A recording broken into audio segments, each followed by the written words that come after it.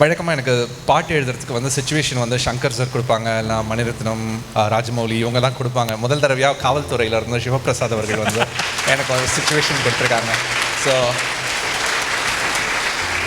அது ரொம்ப புதுமையாக இருந்துச்சு எனக்கு. ஏன்னா ஒரு சமூகத்திலேருந்து ஒரு அங்கே நடந்துகிட்டு இருக்கிற ஒரு பிரச்சனையை பற்றி ஒரு அவேர்னஸ் க்ரியேட் பண்ணுறதுக்காக அதை யோசித்து அந்த ஒரு தாட்டே ரொம்ப அழகான தாட், அதை நடத்தி எடுத்துகிட்டு போய் அதை ப்ரொடியூஸ் பண்ணணுன்ட்டு வந்த அபிநாத் அண்ட் இன்ஸ்டண்ட்டாக அதுக்கு மியூசிக் பண்ணி கொடுத்த ஜெராட், பாடின கானா வினோத்.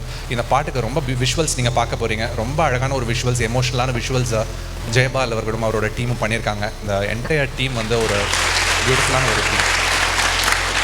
ஒரு 2 minutes மட்டும் எடுத்துக்கிறேன். ஒரு சின்ன நான் பார்த்து அப்சர்வ் பண்ண ஒரு விஷயத்தை மட்டும் சொல்லிவிட்டு டேக் அ லீவ்.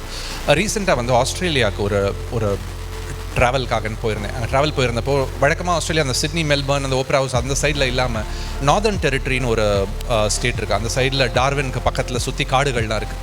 அங்கே அதிகமாக இருக்கிறது யாருன்னா அந்த ஆஸ்திரேலியாவோட பூர்வக்குடிகள், அபாரிஜின்ஸ்னு சொல்லுவாங்க. அவங்க நிறைய இருக்காங்க.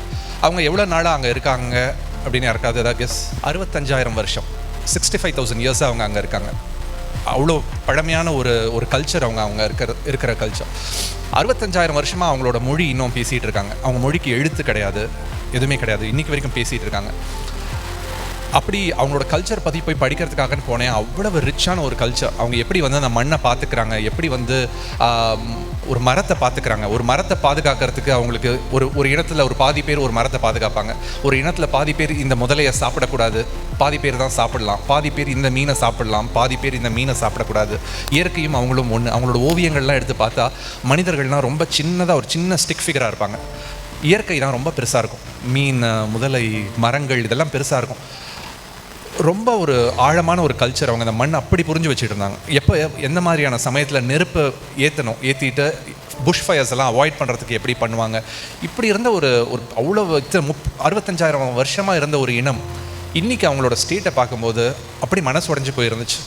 அதில் நிறைய பேர் இன்றைக்கி ட்ரக் அடிக்ட்ஸாக ஆகிட்டு, ஆல்கஹாலுக்கு அடிக்ஷன் ஆகிட்டு, அவங்களோட இனத்தோட கனெக்ஷனை லூஸ் பண்ணிவிட்டு, சிட்டிஸில் வந்துட்டு திருடிக்கிட்டு, அவங்க வந்து வேலை பார்க்க முடியாமல் கவர்மெண்ட் பணம் கொடுக்குது, அந்த பணத்தை வாங்கிக்கிட்டு அவங்க வந்து நிறைய திருட்டில் ஈடுபட்டு அந்த இனம் அப்படி இருந்த ஒரு இனம் வந்து இப்படி போயிட்டு இருக்கு, இதை நோக்கி போயிட்டு இருக்குன்றதை பார்க்கும்போது ரொம்ப மனசு உடைஞ்சு போயிடுச்சு.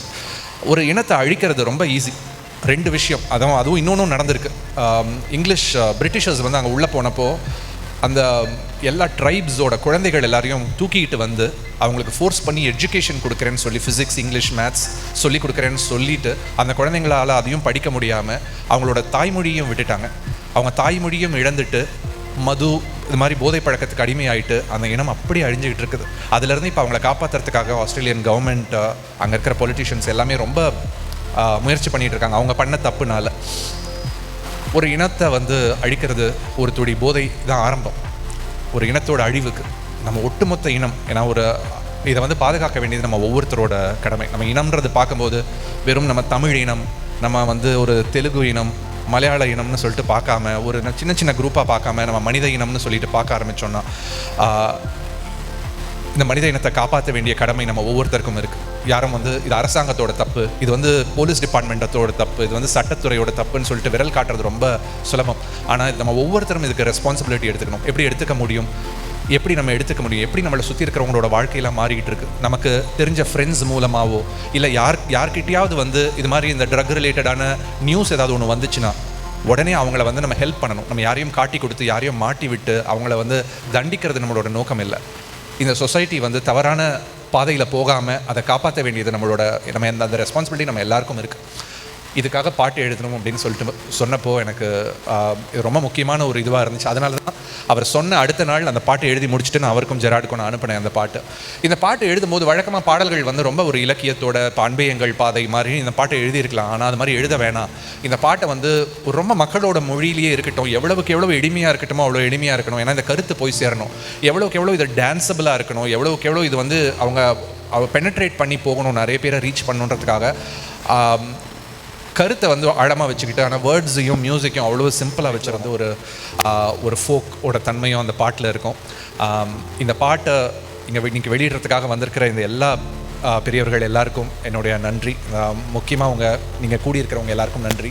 இதை முன்னெடுத்து பண்ண அபிநாத், குயின் மீரா ஸ்கூலுக்கு மீண்டும் என்னுடைய நன்றி.